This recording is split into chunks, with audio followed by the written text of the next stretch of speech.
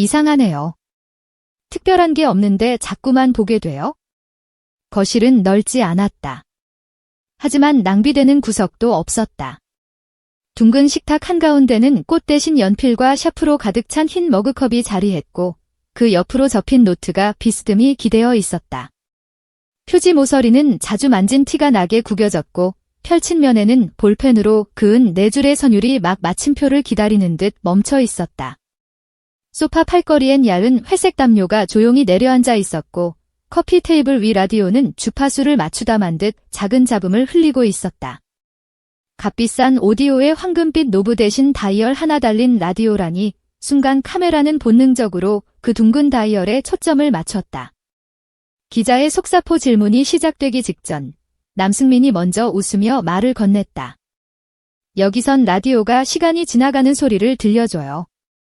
잡음도 음악의 일부죠. 완벽하면 숨 쉴 데가 없잖아요.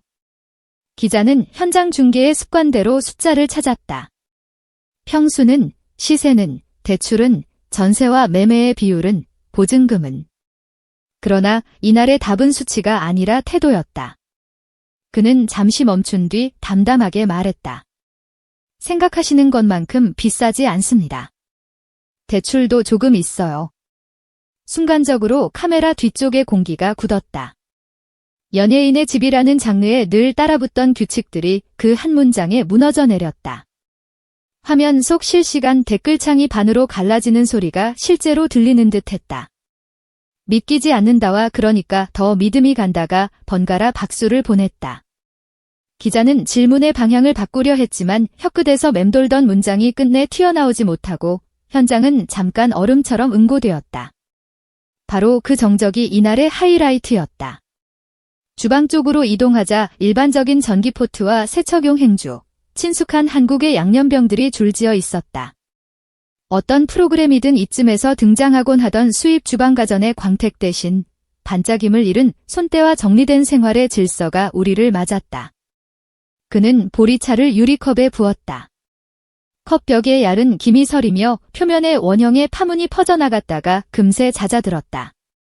그는 말했다. 무대는 크게 보이지만 마음이 머무는 곳은 늘 작고 조용해요. 그래서 전 집에서 온도를 낮추고 소리를 낮춥니다. 그 낮춤 덕분에 음악의 결이 보이거든요. 기자는 메모장에 낮춤이라는 단어를 적었다. 그 두 글자가 오늘 보도의 심장일 것만 같았다. 거실 한편에는 오래된 메트로놈이 있었다. 광택이 벗겨진 칠이 세월을 증언하는 그 물건이 탁탁 리듬을 쪼개며 시간을 균등하게 나눠놓고 있었다. 남승민은 메트로놈의 머리를 가볍게 밀어 올렸다. 박자가 방 안으로 흘러나오자 창밖에서 아이들이 뛰어노는 소리가 작은 코러스처럼 포개졌다. 피아노 연습하는 이웃의 음계가 어설프게 겹쳐올 때도 그는 표정 하나 바꾸지 않았다. 누군가의 노력 소리잖아요. 이렇게 흘러들어오는 소리들까지 제 작업의 일부예요. 그 말이 떨어지자 촬영 감독은 순간적으로 앵글을 낮춰 바닥에 햇살이 들어오는 각도를 잡았다.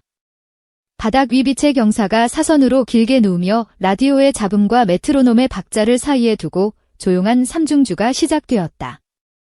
벽에는 상장이나 트로피 대신 부모님과 함께한 사진이 주로 걸려 있었다. 수상 실적 대신 시간의 증거를 선택한 벽. 기자는 묻고 싶었다. 이 소박한 벽이 당신의 명예를 대신해도 좋은가? 그러나 물음은 곧 답으로 바뀌었다. 그는 고개를 끄덕이며 사진을 바라봤다. 저는 제가 감당할 수 있는 만큼만 가집니다. 그 문장이 방 안의 온도를 결정했다. 집은 지위의 상징이 아니라 균형의 척도가 되었다. 그래서 이 집의 가장 비싼 물건은 가구가 아니라 손으로 적힌 가사였다. 악보와 가사, 연필과 지우개 가루가 서로 뒤엉켜 있는 테이블. 호화로운 천장 조명 대신 눈이 편한 3단계 조도 램프. 그 모든 선택이 하나의 철학으로 이어졌다. 화려함의 반대는 초라함이 아니라 집중이라는 철학. 베란다로 나가자 작은 선반 위에 화분들이 줄을 맞췄다. 바질과 로즈마리, 흙냄새와 인맥 사이의 깨끗한 향이 늦은 오후의 햇볕과 섞여 은근하게 번졌다. 그는 가끔 여기서 한 소절을 흘려본다고 했다. 바람이 받아가면 괜찮은 멜로디고 바람이 밀어내면 미련 없이 버린다고. 음악의 관객을 먼저 바람에게 맡긴다니 이 얼마나 단정하고도 근사한 검증 방식인가. 기자는 미간을 좁혔다. 취재의 언어로 포착하기 어려운 종류의 태도. 그러나 숫자보다 오래가는 건 언제나 태도였다.